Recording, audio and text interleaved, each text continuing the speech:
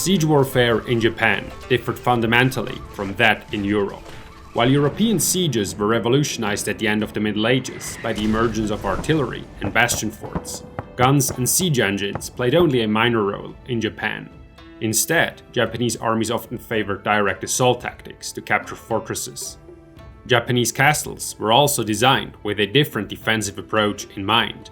Rather than relying on a massive outer wall to stop the enemy as in Europe, Japanese defenses were based on the principle of defense in depth.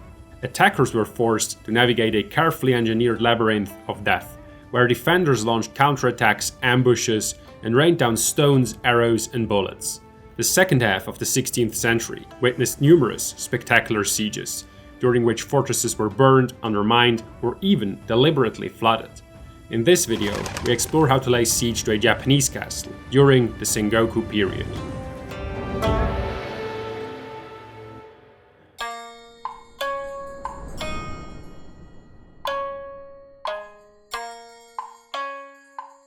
The Onin War broke out in Japan in 1467. Its most significant clashes occurred in and around the then capital, Kyoto, where, allegedly, over 200,000 fighters from two rival clans engaged in what can be best described as a massive street battle that lasted more than a decade. By the war's end, Kyoto was in ruins, and so was the authority of the emperor.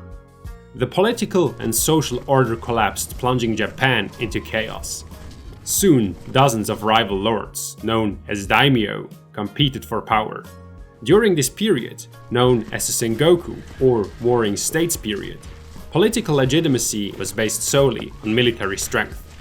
To consolidate their positions, the more ambitious lords began constructing vast networks of fortifications. According to some estimates, nearly 40,000 castles of various sizes were built during the Sengoku period.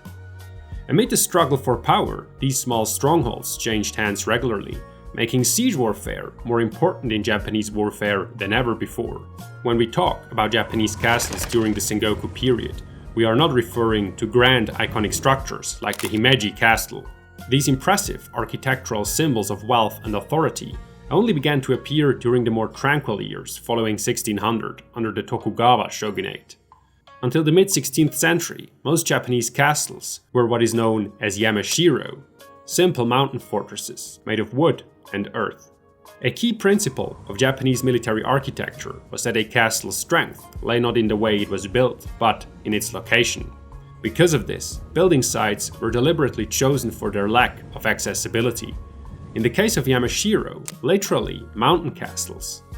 Two abundant natural resources in Japan were utilized: wood and mountains. These castles were literally built out of the mountain. First, one or more peaks were cleared and flattened to create plateaus. Then, the mountain slopes were transformed into simple fortifications. Ditches were dug between individual hilltops and sometimes even filled with water by diverting mountain streams. The individual fortified areas were connected by bridges that could be dismantled or raised at a moment's notice.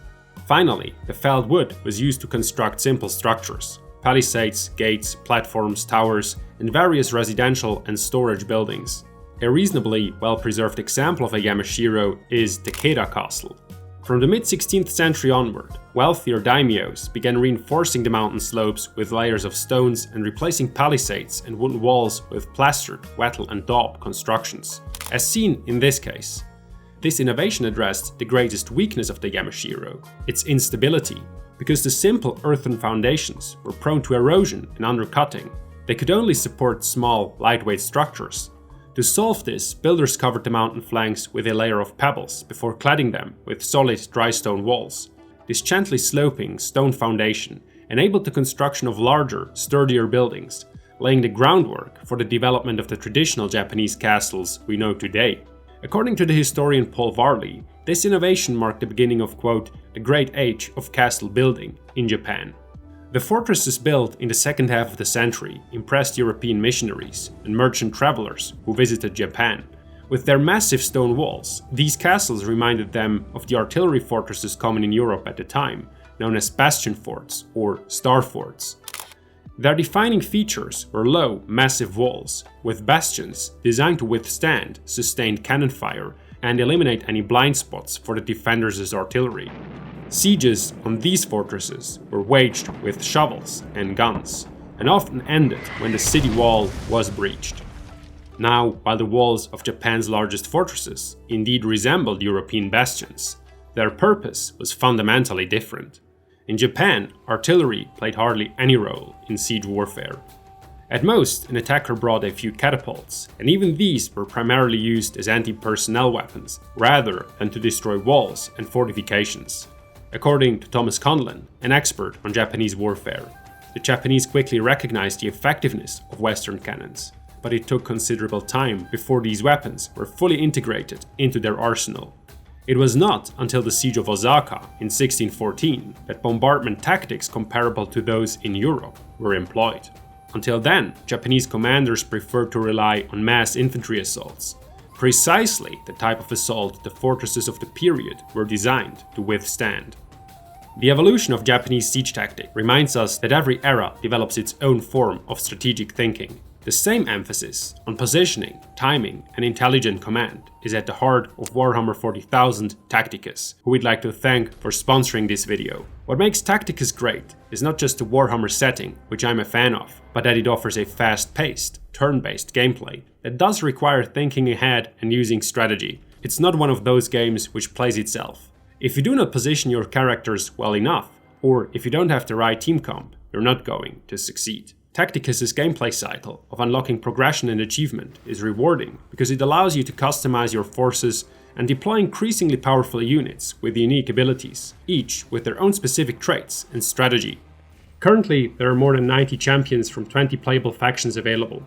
On top of the PvE campaigns, such as the Fall of Cadia, there are also PvP live events and guild raids, and an ever-expanding roster of factions and champions. While you can play and enjoy Tacticus for free, there are in-game paid unlocks available, which often come with a regular discount, and which I found can be worthwhile if you're wanting those later campaigns right from the get-go, or if you wish to play as a certain faction from the very beginning, ready to take the battle to the Warhammer universe. Use the QR code on screen, or click the links down below, and join Tacticus today.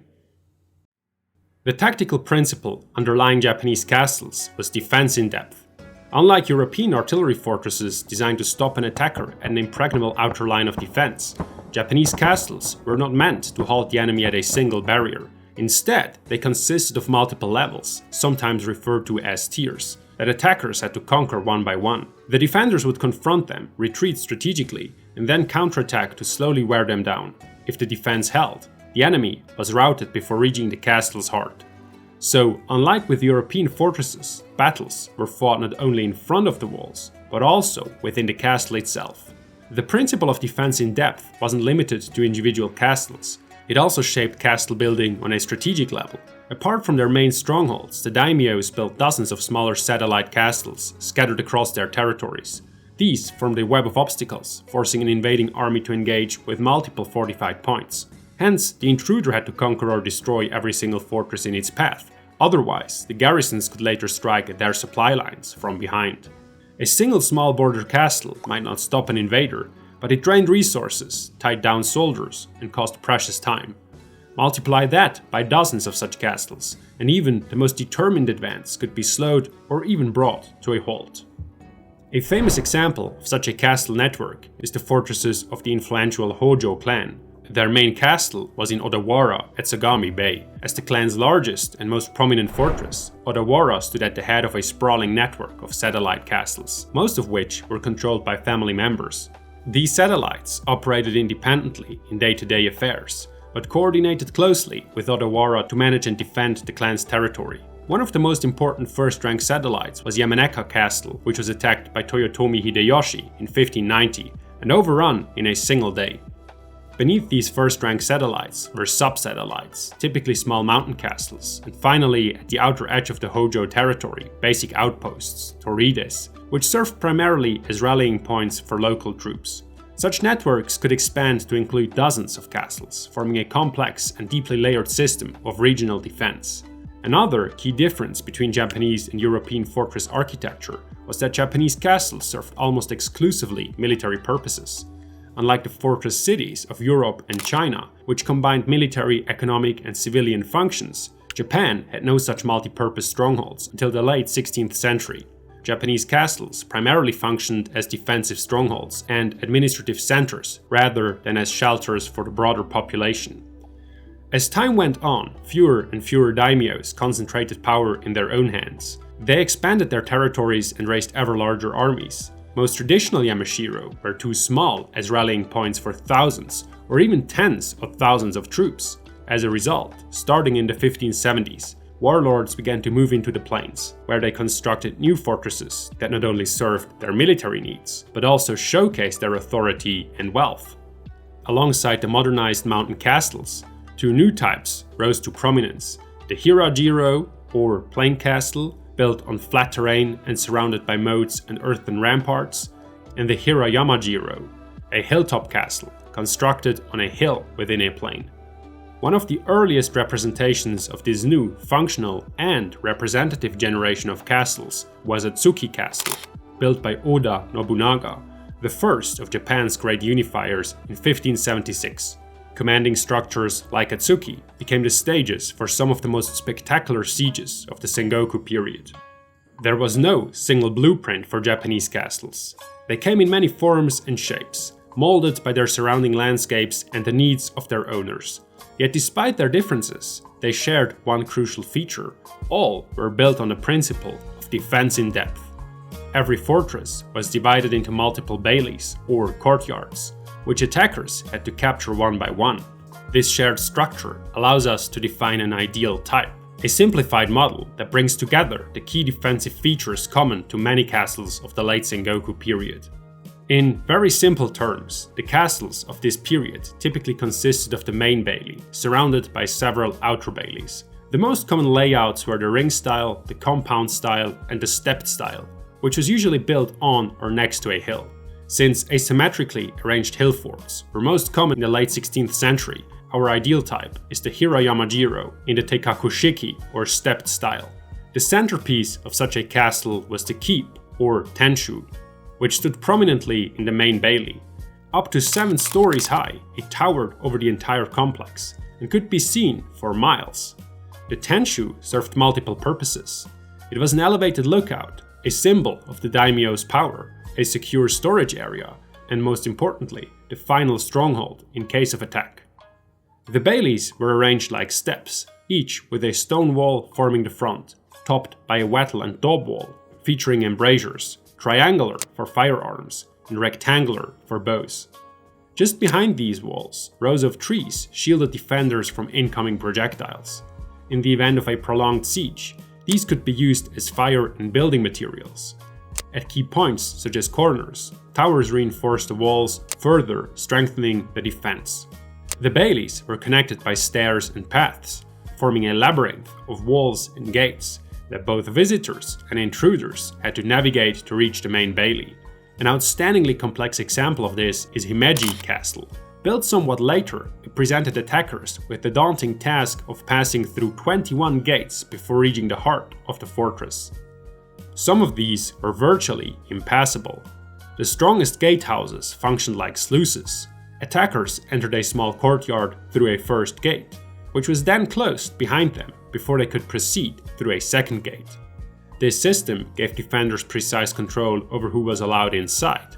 The outermost line of defense was a moat, which either held water or, as in our example, featured the distinctive tatami-like network of ridges and gorges.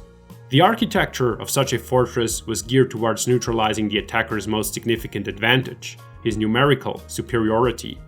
Narrow, winding paths and cleverly placed obstacles forced invaders to break into smaller groups, making them easy targets for the garrison, which was poised to strike quickly and unexpectedly. The defenders relied on their mobility, using ambushes, lunges, and sudden counterattacks to devastating effect. Familiar with every inch of the castle and its surroundings, they held a tremendous advantage over the invading force. Despite their many differences, Japanese castles shared several key features with European fortresses. Both acted as force multipliers, allowing small garrisons to hold off vastly superior enemy forces, or at least inflict heavy losses on them. Attacking even a small castle required immense manpower, time, and resources, which is why Japanese commanders avoided sieges whenever possible. They were considered exhausting, costly, and risky. As a result, most attacks on fortified places began with negotiations.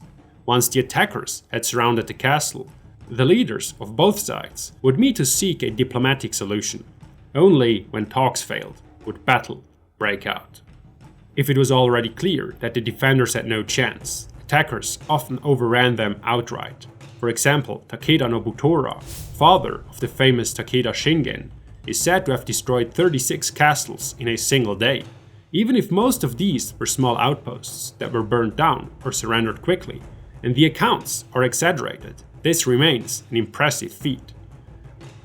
When the attacker lacked clear superiority or a direct infantry assault was impossible for other reasons, commanders had a range of elaborate but effective alternatives to fall back on. The first step was to transform the encirclement into a complete siege line. This was one of the stages of a siege that closely resembles Western methods, where attackers gradually advanced a network of trenches toward a fortress while their artillery provided cover. In Japan, the siege line served as a launching for further operations and was extended as needed. To create elevated positions for their archers, attackers built artificial mounds or constructed towers, some of which were even mounted on wheels. Unlike Western siege towers, however, there is no evidence that they were used to scale walls. Instead, they provided elevated platforms for arquebusiers and archers to suppress the defenders' fire. This allowed their comrades to move forward to fill in trenches, build ramps, or erect advanced breastworks. As they progressed, the attackers protected themselves against projectiles with various mobile walls and shields. For example, the so-called tate, the Japanese equivalent of European pavises. The siege of Otsu in October of 1600 demonstrated just how decisive establishing a solid siege line and methodical advance could be.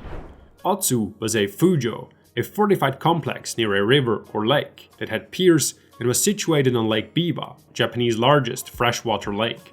The castle stretched across several islands, connected to the shore only by 4 heavily defended bridges. According to contemporary reports, to work around this obstacle, the attackers began filling in the outermost moat with a small battery on a nearby hill providing covering fire. Unfortunately, nothing is known about these guns beyond their existence. Nevertheless, Otsu was among the first sieges in Japan to see the use of modern black powder artillery. The attackers' tactics proved effective. Once they reached the outer bailey, they quickly captured it, and it was only a matter of days before the defenders surrendered. One man who frequently conducted elaborate siege operations was Toyotomi Hideyoshi, the second great unifier of Japan. Some of the most spectacular sieges in Japanese history unfolded under his command. Generals like him had an extensive strategic arsenal at their disposal, including, but not limited to, assaults, bribery, arson, and impressive engineering feats. Deep mining, for example, falls into this latter category. This labor-intensive method involved digging tunnels to collapse walls and buildings, or create a subterranean passage directly into the fortress's interior. For example, when Hideyoshi besieged Itami Castle in 1574, he ordered his troops to dig a long tunnel from outside the wall into the innermost bailey. After several weeks of hard and dangerous labor, they broke through near the keep, and the castle soon fell. Unlike in Western sieges, however, there is no evidence of mine warfare in Japan, meaning defenders did not dig countermines or engage in underground battles. Even more spectacular was flooding. The use of water as a weapon is famously associated with the Netherlands, where vast areas were deliberately flooded to repel besieging armies. For example, during the siege of Leyden, the forces of the Dutch Republic flooded half the province of Holland to force the Spanish to retreat. In Japan, however, it was usually the attackers who harnessed water as a strategic tool. A striking example is Toyotomi Hideyoshi's siege of Takamatsu in 1582. Nestled in a swampy area between 2 hills, Takamatsu was considered nearly impregnable.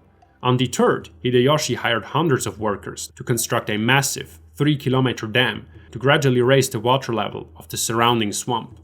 When the rainy season arrived, Takamatsu quickly became an isolated island in a vast artificial lake.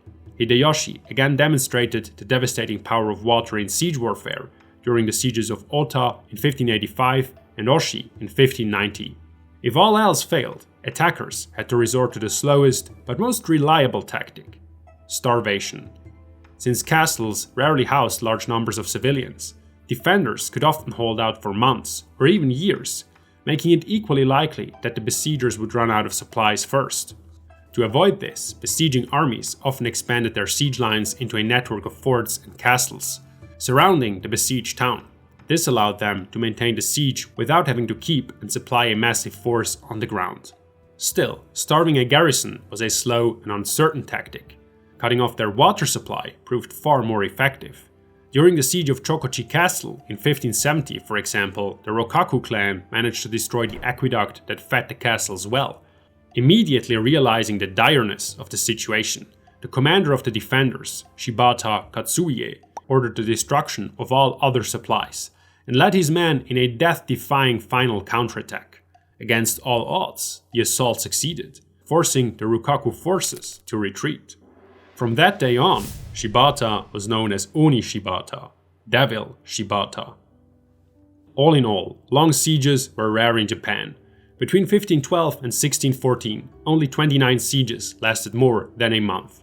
The longest by far was Oda Nobunaga's attack on Ishiyama Hongenji, the main fortress of the Ikko-Ikki sect, which dragged on for almost 11 years.